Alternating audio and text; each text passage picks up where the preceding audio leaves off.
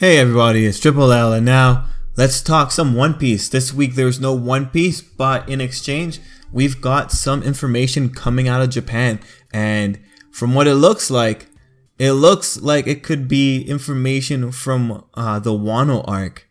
It seems that Oda's given us a little bit of a surprise early, and he has shown a picture. The picture is very interesting in that it features 3 new elements that we haven't really seen before.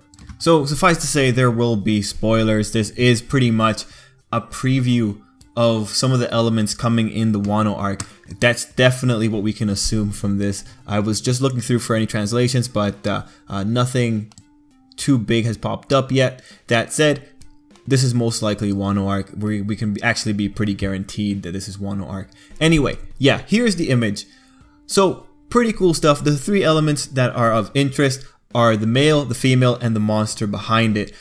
Thankfully though, there's a lot of information that we can already kind of extrapolate from this image just by looking at the monster that's being featured. So this is pretty cool. So we're going to go through the video. We're just going to talk about the monster in particular, kind of talk about the characters a little bit, and then speculate on any other little details we can quickly see here. Overall though, very cool stuff. I'm pretty excited to do this. So the monster here, if you are an anime fan, chances are you've already run into it. If you watched the Boruto anime, you've definitely run into it. If you watched Bleach, you've seen it before. This mythological creature is the Nu, or the Nue. I'm not really sure how you pronounce it, but I'm going to pronounce it as Nu just for the purposes of this video. It's the Nu.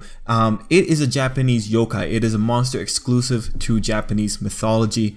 It's a pretty interesting one. From the way it sounds, it seems to be a one-of-a-kind monster. There's only one of it, and even in its little story that I could try and look for, it only really appears as one. It doesn't come in packs. It's just a singular monster.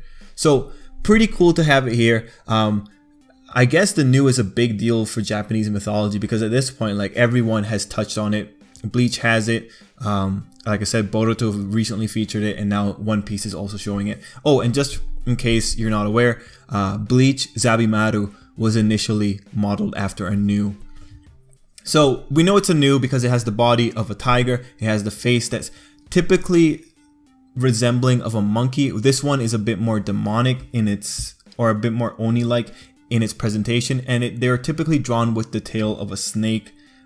Overall, it's pretty consistent. If you look at the Nu from Bleach and Boruto, you'll notice that they kind of follow the same kind of cues.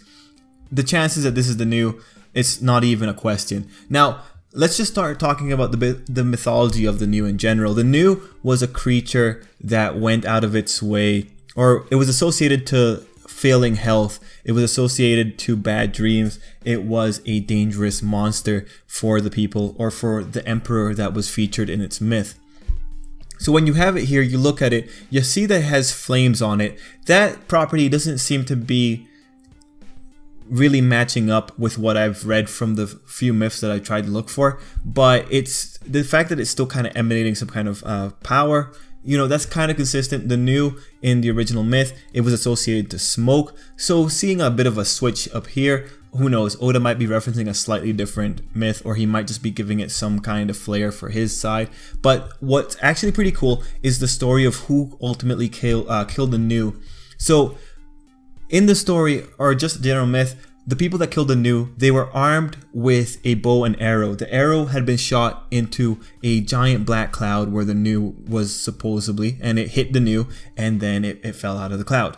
Anyway, it seems that the element of the bow and arrow in terms of the story of the Nu is being maintained here when we looked at the first new character, the blonde man. He has a really neat little bow, and he has his arrows. So most likely he's going to be involved in the plot with the Nu. When you look at the girl that he's holding and protecting, it might be so much that the Nu is causing a negative effect on one of the 2 people. Most likely it will be the lady that's being affected by the Nu's curse.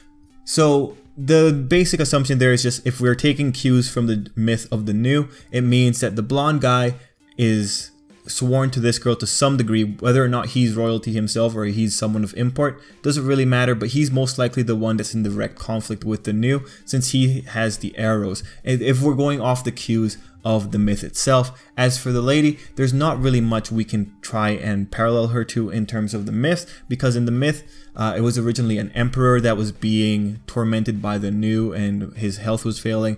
Whether or not this girl is sickly, we'll see it in the manga when we get there, but that is the most likely dynamic if we were trying to make a direct connection to the myths of the new. Now the next question is whether or not the new is a mythical Zoan devil fruit or if it's actually a creature. Wano and Oda's one-shot that featured Ryuma, they dealt with a dragon, so mythological creatures do exist in One Piece. Whether or not the new exists and it's like an omen or a bad creature for the people of Wano, that remains to be seen. Regardless, it being mixed into this story is pretty interesting, but it is part of Japanese folklore, so it's pretty cool to see it here. What these two characters will ultimately end up doing, I do think that the blonde-haired man is going to be in high contention with whatever the new is, just because of the indication of his bow and arrow.